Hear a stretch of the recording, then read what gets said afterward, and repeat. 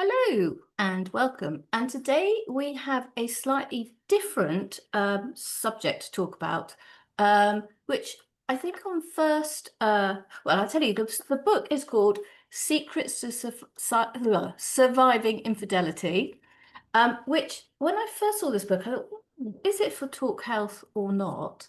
And then the more I thought about it, the more I thought, God, it absolutely is for us, but slightly different. But before I waffle on any more, please let me introduce psychiatrist Dr. Scott Holtzman. Um, Welcome, Scott. Very nice to be here with you. How are you? Good, thank you. Scott, would you like to introduce yourself a little better than I would? Well, I don't know if it would be any better, but it may have it may, in some of the information some of your listeners may be interested in hearing. I'm a psychiatrist. I trained at Brown University in Providence, Rhode Island, and did my residency and chief residency at Yale University in New Haven, Connecticut, in the U.S. Um, then went on to have faculty positions at Brown University, as well as currently Boston College. I'm sorry, Boston University, where I'm a clinical assistant professor of psychiatry. I'm a member. I'm a distinguished member of the American Psychiatric Association and the author of several books. The first being The Secrets of Happily Married Men, followed by The Secrets of Happily Married Women. And then after a book on families, I then went on and wrote The Secrets of Surviving Infidelity, first edition, and then this year, uh, 2025, published The Secrets to Surviving Infidelity, the second edition. Mm. And as you know, our main audience for Talk Health are people who have chronic health conditions.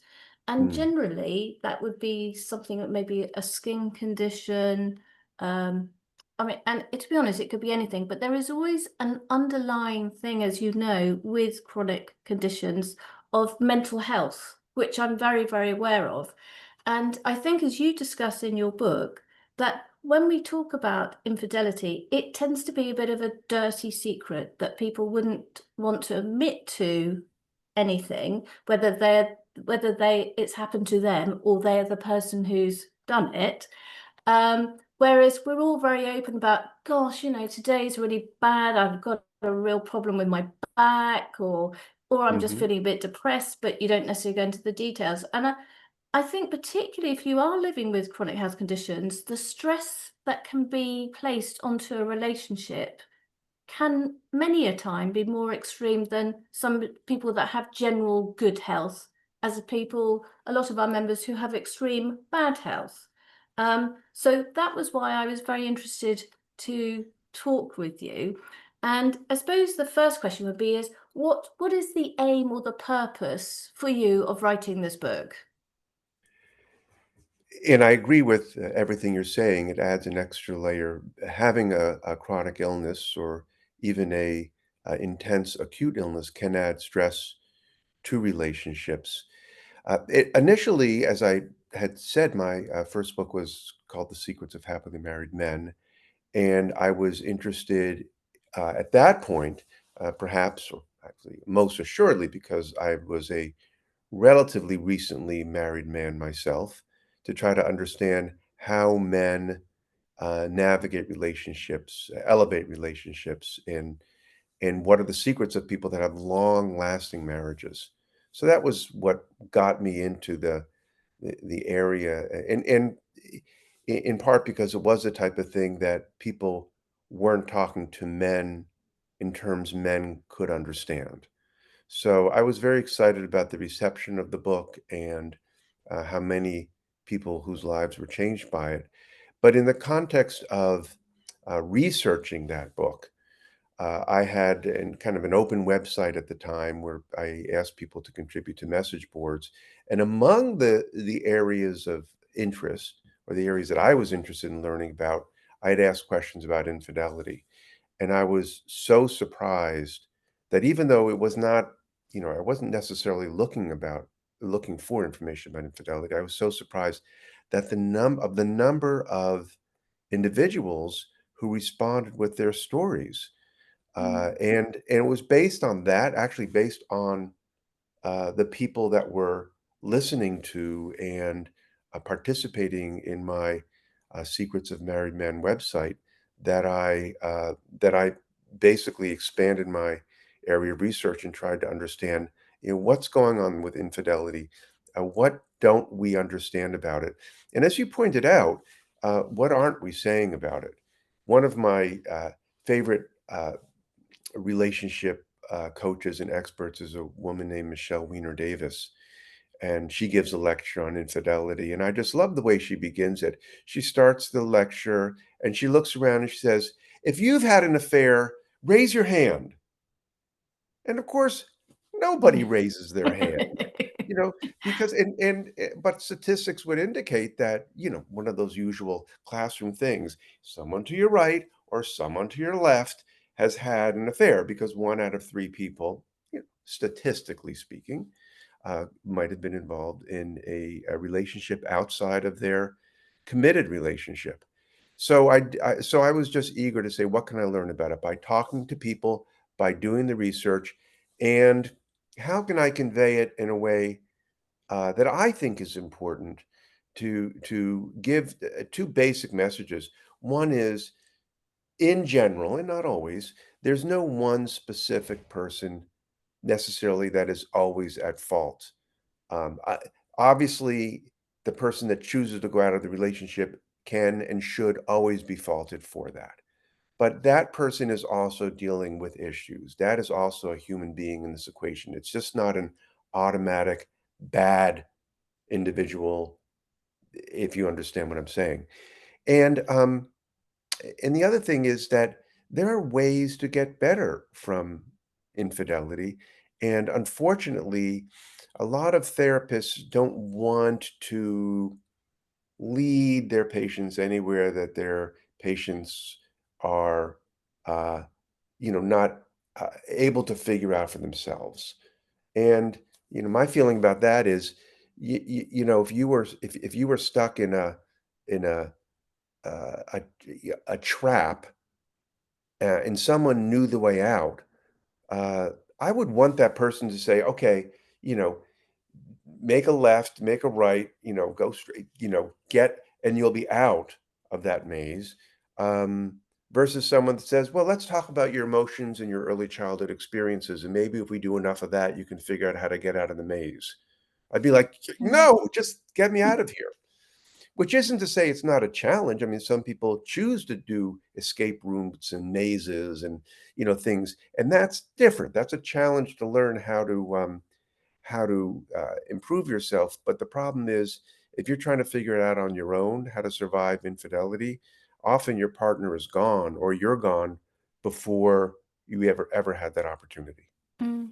And I think what I liked about your book, first of all, is that you've got loads of examples. So, which emphasizes the points that you're trying to make, which I always think is a good. And you give, I don't know if they're real examples, but they certainly sound examples.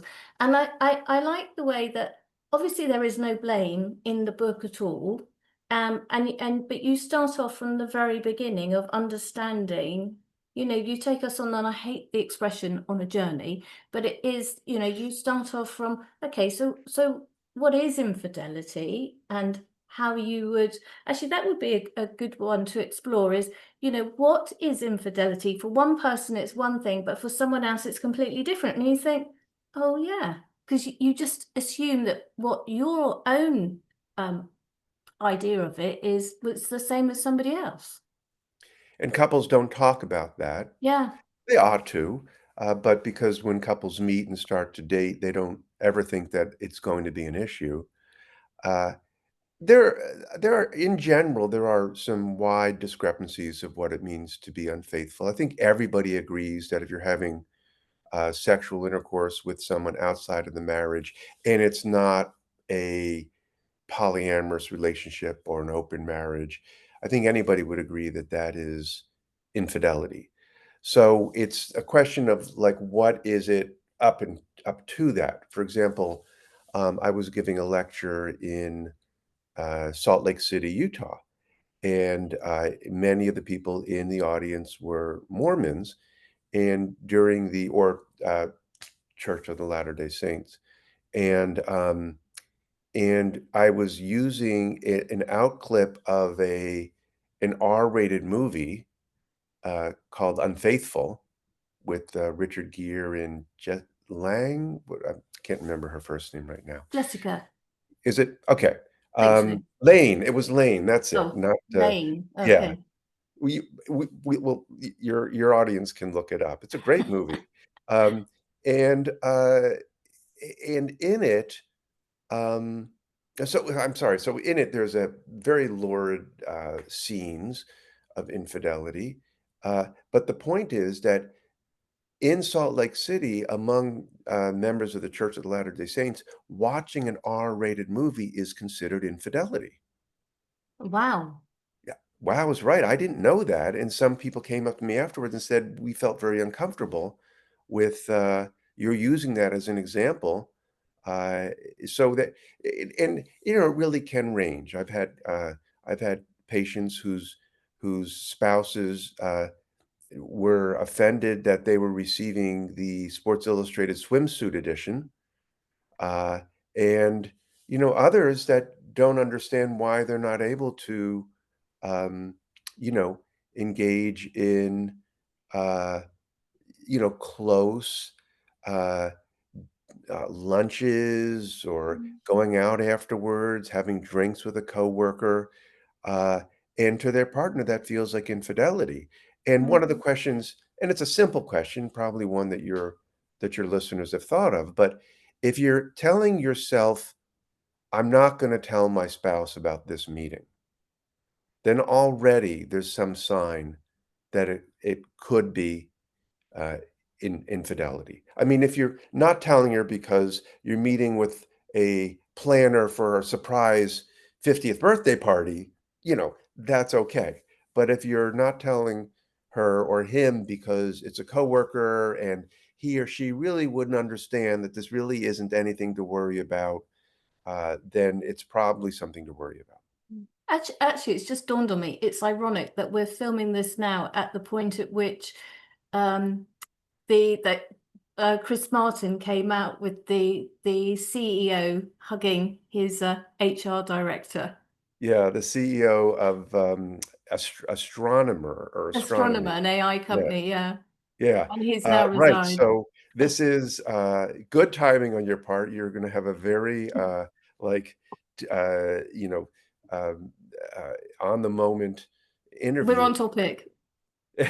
Yeah, but So I suppose, I mean, one of the things that you mentioned about is sort of you use the word contract, and I suppose it's important to discuss those things because, when we meet people, we generally think people are similar to us, similar values, and we don't explore all the background. So as you said, one person, could be for religious purposes, which is what you were alluding to earlier, they found it difficult to watch a movie, whereas other people come from a household where anything goes, and it's understanding those things.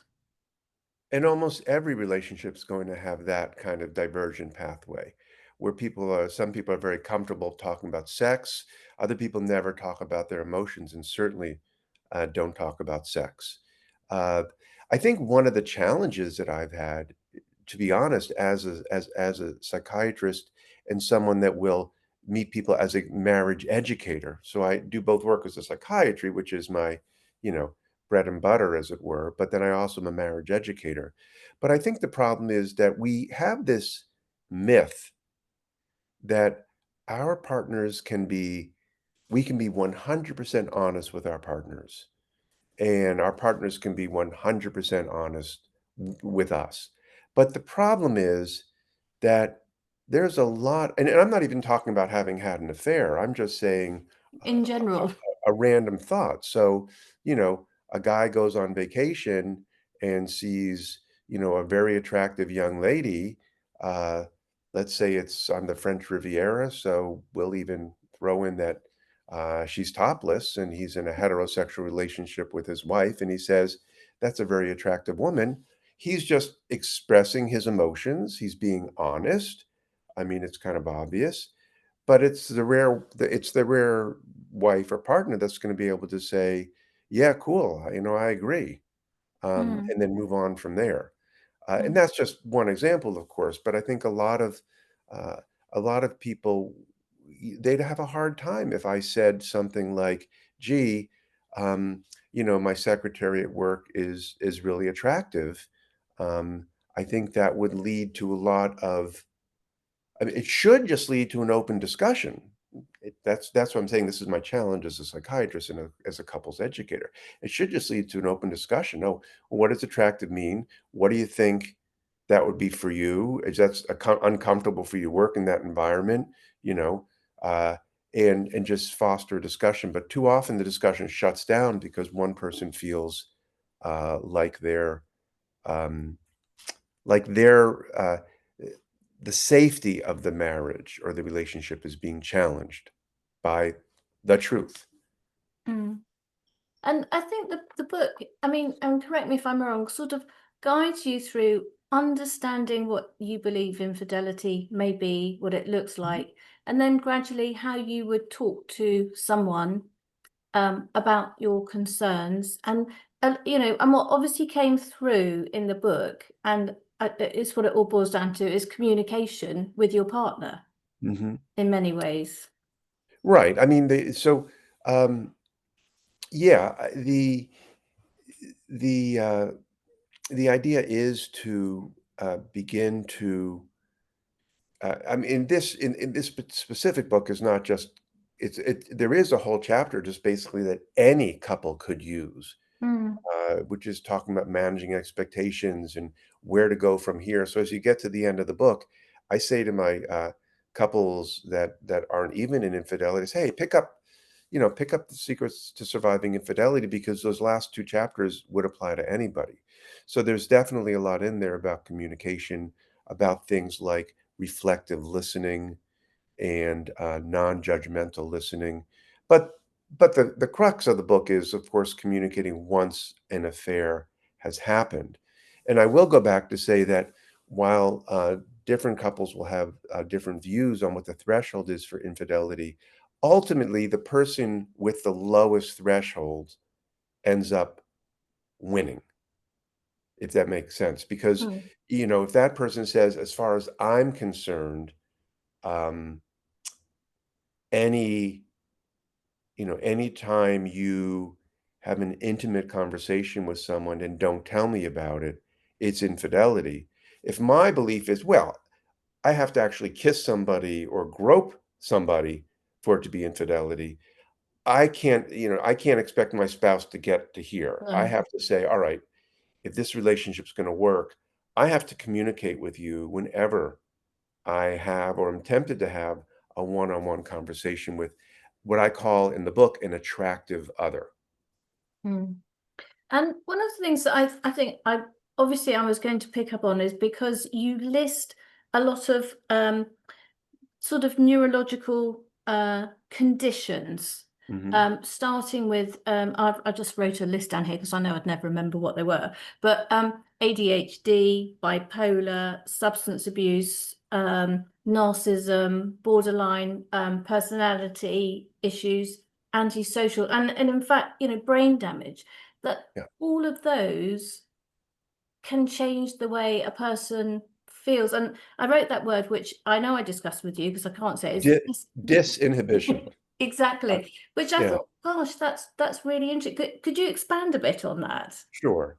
Well, one of the chapters in, The Secrets to Surviving Infidelity is called Giving an Affair the Nod, and the NOD stands for need, opportunity, and disinhibition. Now needs, I think most of us are thinking about needs when it comes to, um, infidelity. They're thinking, "Oh, well, uh, that person wanted sex, or that person wanted to feel attractive or attracted to, um, or that person never felt secure, so they're looking to other people." So there's a need.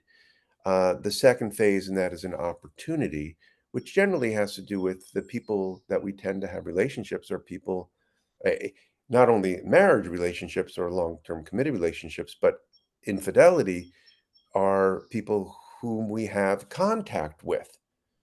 So, again, not knowing the specifics, but if the um, if the CEO of Astronomer had never met uh, his HR director, then they probably would never have been standing together.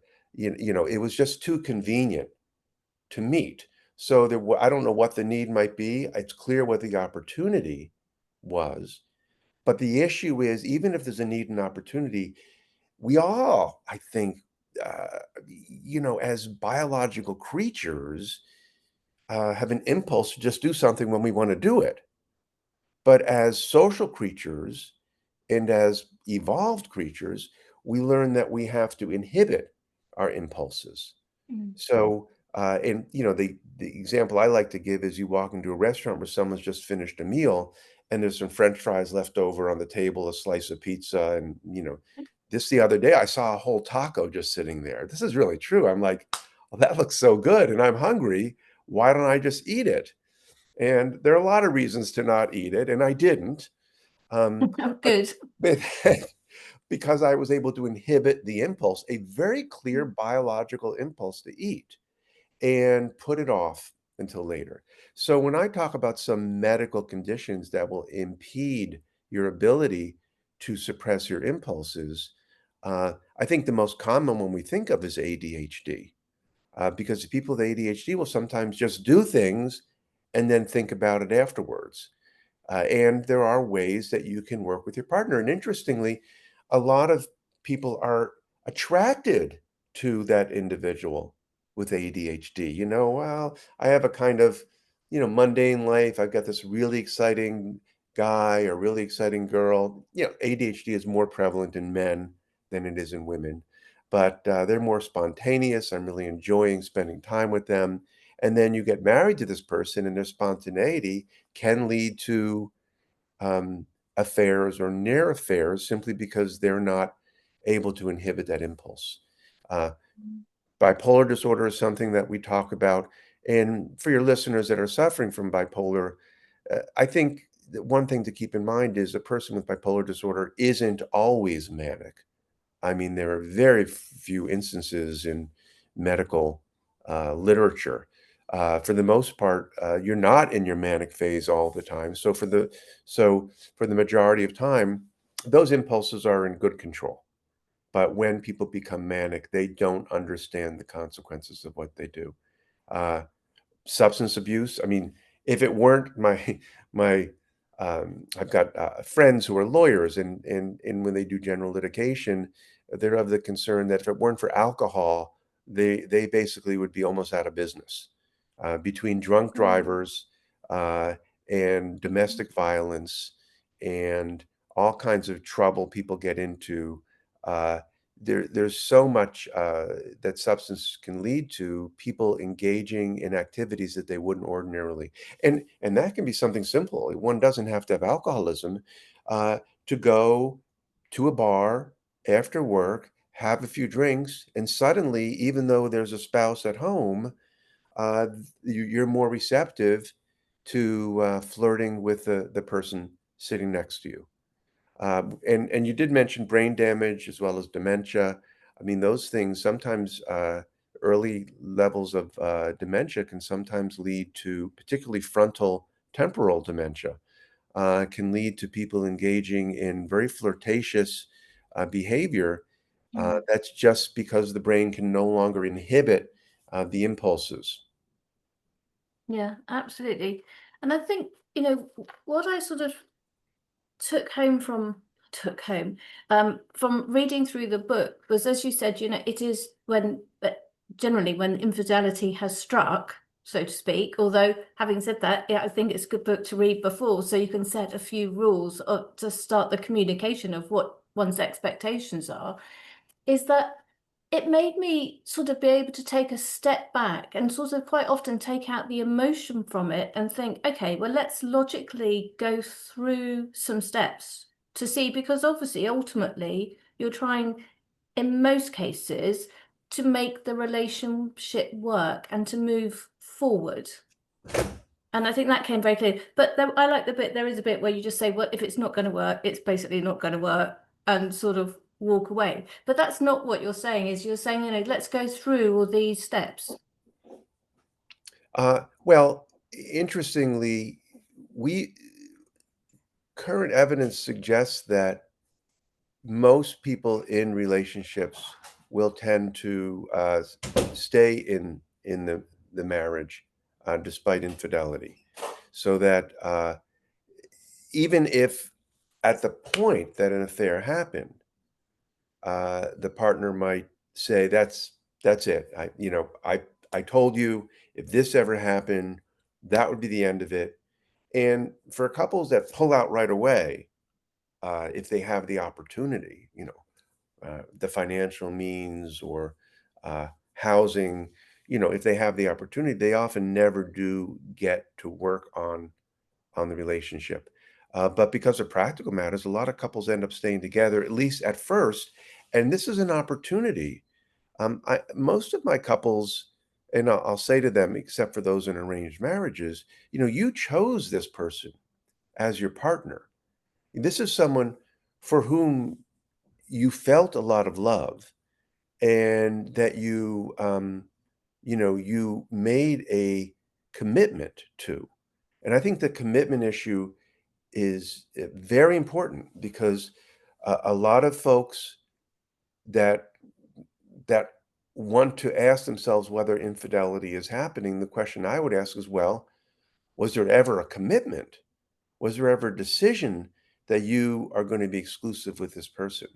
But if you've made that decision and didn't fall into it, a lot of couples, unfortunately, in my mind, fall into a committed relationship, even fall into marriage. They meet, they move in together because one or the other is going to lose an apartment. Then they're together for X number of years, and then they end up having a child. So at some point they say, well, it looks like we should get married, but they never really made that decision. Um, but my point is, if there's someone that you cared about and loved about and even had children with, it's worth taking a look at what can be fixed, because in some cases, this affair was premeditated. It's one of many affairs. It is, it is entirely thoughtless and so painful that you can't move forward. But in many cases, it's something that somebody slid into, and now that you are confronting it as a couple, it is an opportunity to learn, uh, to learn how to move past it, and how to strengthen the relationship. And also how to move forward if it's not going to work out, but how to move forward for your next relationship. Yes. Absolutely, and I think that's, it's one of the things I write, even if the marriage is not going to work, read this chapter, because it will tell you a little bit about expectations in relationships. Mm. Expectations, one of the things that I talk about, and I'd like your listeners to understand this, we all talk about the golden rule, right? We all say things like, um, uh do unto others as you would have others do unto you. But that's really not the secret to successful relationships. The secret to successful relationships is do unto others as they would want to be done upon. So, Mm. in other words, if you would um, buy a gift for someone the minute you show up at their home, um, the expectation is do unto others as you would want somebody. You would think, well, as soon as I go to Scott's house, Dr. Scott's house, I'm going to give him a gift, because that's what I would want for myself. But I don't particularly like gifts or want gifts. Um, so if someone comes to my house with a gift, it's very nice, but it's not what I want. What I might want is for someone to say, "Hey, uh, I really appreciate you." And so I might want them to just express in words. So I think what we need to do is um, learn the currency with which we Gary Chapman calls it the love languages, and many folks have heard of that particular scenario where we each have a love language. Mm, But the idea is, don't find your love language and assume that your partner wants it. Uh, Figure out what your love language is and then make an effort to meet them where they are. absolutely. Well, on that note, I think probably a lot of people need to get reading, don't they? If it's 1 in 3, it's quite frightening. So I'd like to say thank you very much, Dr. Scott, for taking the time, and such an interesting read. So thank you, everybody. Thank you.